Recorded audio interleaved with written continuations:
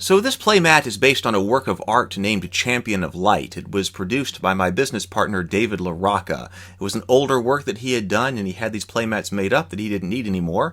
And so I said, hang on, give them to me, I'll make something out of them. So that was kind of my genesis idea for this project. So this is David's take on Joan of Arc here, and so I thought that she would make a great centerpiece for these dice trays. This is just your standard playmat with a rubber back with a fabric surface. I cut out something about like a 6-inch square. Remember to cut out something a little bit larger than you want for the surface that you'll be rolling the dice on if you're going to do the trays like I'm doing, which is going to have the sides hanging over the fabric playmat area. Because if you do it like I'm going to do it, when you put the sides on, it's going to reduce the size of the picture area. I didn't have a specific size that I wanted to make these. I basically made them a size based on what I thought might look good based on the art and the playmat that I had.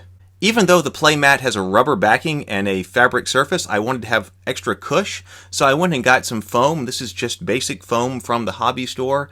This is the really thin stuff, and so I cut out a square that was the same size out of it so that I had some extra cush, or will have some extra cush, underneath the rolling surface of the dice tray.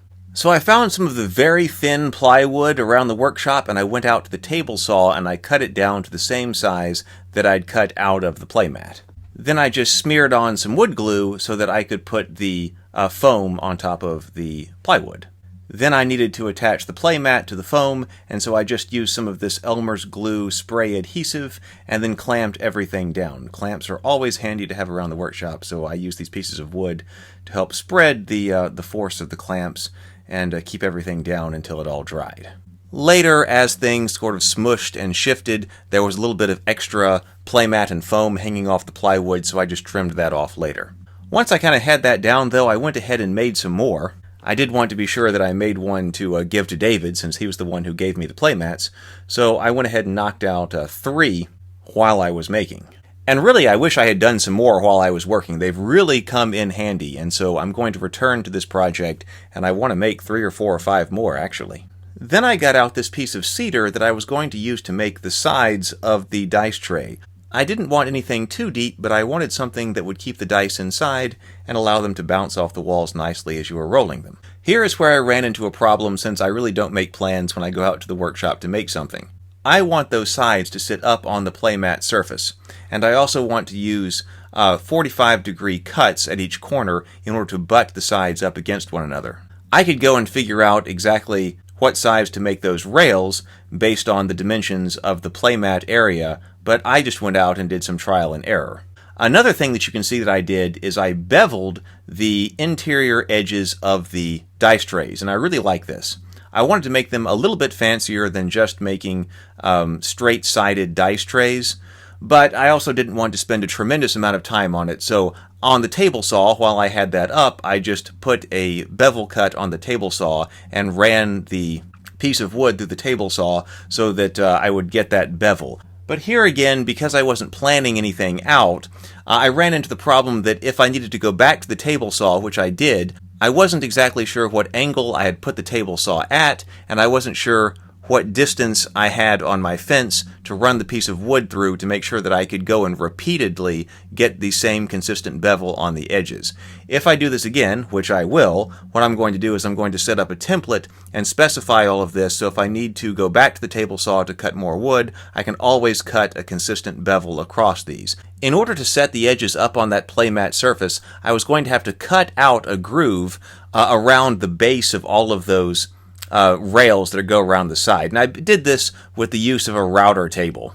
I used a 1/4 inch router bit, and then I just cut into each one using that bit on the router table. And that allowed me to cut that groove into the sides of the dice tray. It would also simplify this if I were okay with just butting up the different sides of the dice tray against one another and not having the 45-degree cuts, but I thought they would look nicer with 45-degree cuts, and so I made it happen.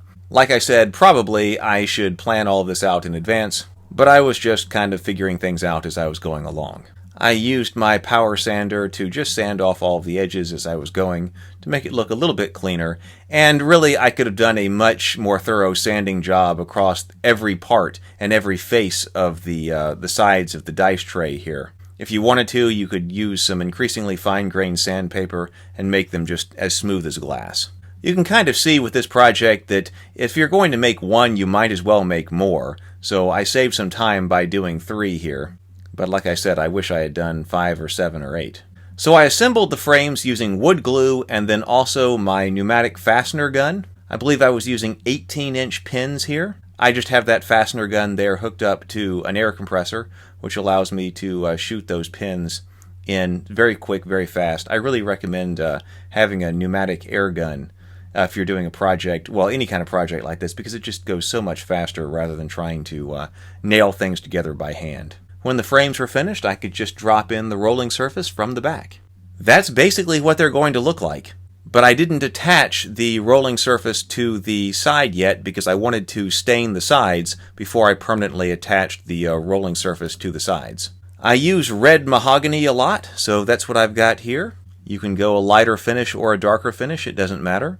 I just slapped some stain onto the dice tray there, and then wiped off the excess stain so that it was a very smooth finish. I like darker wood finishes, I use this a lot. And there they are, ready to have the rolling surface attached. I did go ahead and put on a semi-gloss polyurethane onto the dice tray sides there, just for a little bit of additional protection at the gaming table and also just to add a little bit of sheen. Once that had dried, I was almost finished. In order to attach the rolling surface to the sides of the trays, I just went around that edge I had cut out with the router with some Gorilla Glue, and then I set the rolling surface down inside. And then I went around the edge with that 18-gauge pneumatic finishing nailer and put in some of those nails. And really that's all you need. That's plenty. After that, there was just one thing left to do, and that was to put some black foam on the bottom of these. I decided to put some black foam on the back in order to protect the table or whatever surface you're going to be putting them on. So I cut out squares of black foam that were just a little bit smaller than the size of the dice tray I was making, and then glued that on using wood glue and set those up with some clamps to dry. And that's it. I love having these at the gaming table. They're a fantastic rolling surface. I love rolling in them. There's also a little bit of clatter with the dice as they hit the edges, the wooden edges there. So I think they're great. They're fun to pass around the table. They're easy to pass around the table. And of course, they keep other things on the gaming table from getting knocked over as people are rolling dice. So, like I said, I wish I had made 8 of these or 10 of these while I was making. I'll do some more in the future, and maybe we'll make them advanced versions or something. I hope this project has inspired you to go make some dice trays of your own. I look forward to seeing you in another video.